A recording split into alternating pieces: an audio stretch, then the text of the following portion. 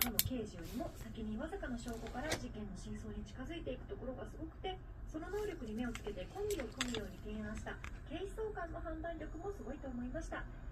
ただマックスがある目的を達成するために刑事とコンビを組んだという発言は気になるところですねと。まずありがとうございます。そう、もう放送が始まりまして、8月からね、ワイルドカード、私がマックスという詐欺師っていうのかな、犯罪人の役で出てるんですけれども、刑事と、